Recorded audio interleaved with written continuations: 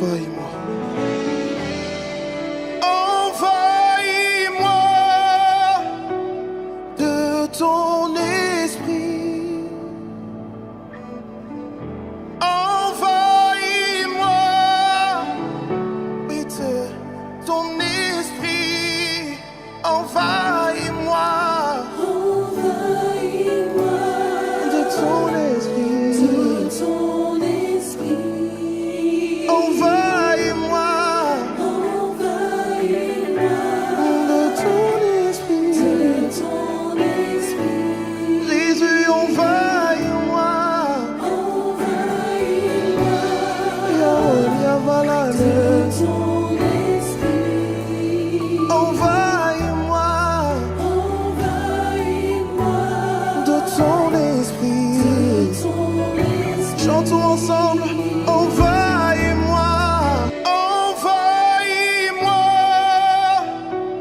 de ton esprit. Envahis-moi, oui, de ton esprit. Envahis-moi de ton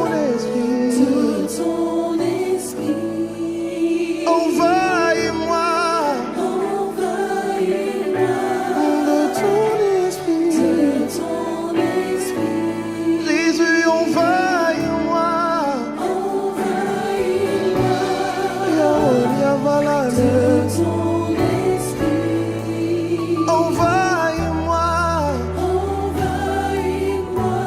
de ton esprit.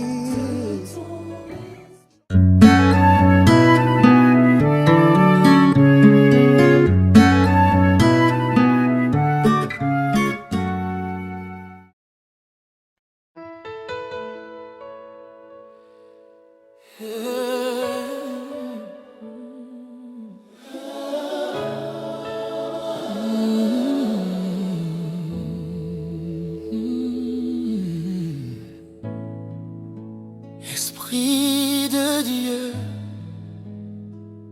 nous marchons vers toi,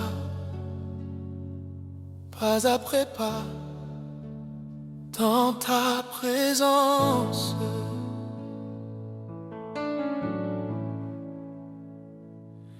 J'ai besoin de te sentir près de moi, de sentir ton souffle et ta présence, comme au premier jour, comme la toute première fois. Mon cœur tremble devant toi. Je ne peux l'ignorer, ce que tu as fait pour moi. Aujourd'hui, je réalise pleinement combien j'ai besoin de toi, Seigneur. Remplis-moi, Seigneur, de ta présence. inonde-moi De ta puissance, comme une pluie douce sur ma vie, que ton esprit repose en moi. en moi. Touche mon âme au plus profond, où les mots s'arrêtent, que ton feu saint me relève et me conduise. Viens Saint-Esprit, comme une pluie. sur nos vies. Viens Saint-Esprit, source de vie infinie. oh, oh, oh. Viens, Saint-Esprit, nous marchons vers toi. Viens, Saint-Esprit, habite en nous, demeure en moi. comme la rivière va vers la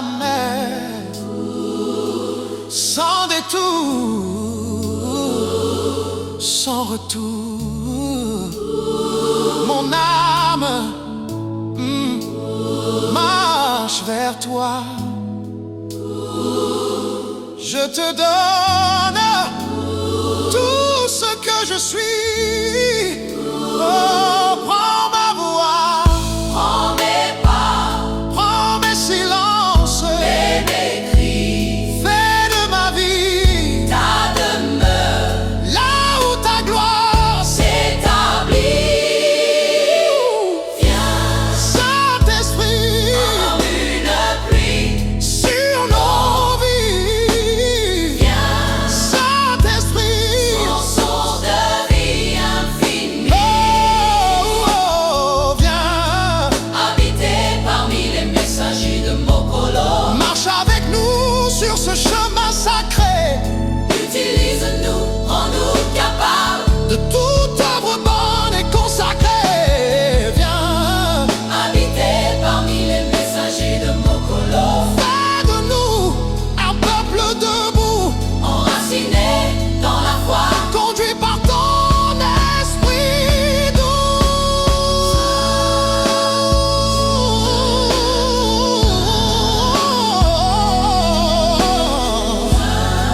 Saint-Esprit, marche avec nous.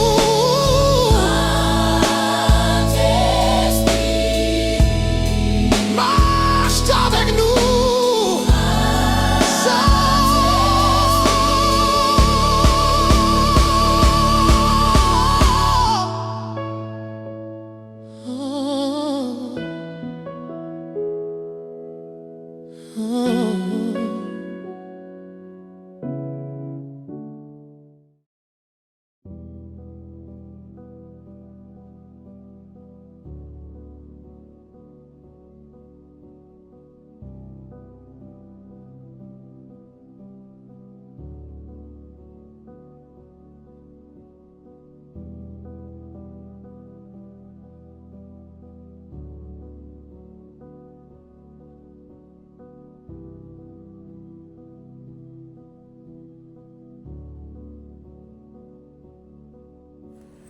Amis internautes, frères et sœurs dans le Seigneur, le monde avance vers des découvertes scientifiques jamais connues depuis que la Terre existe.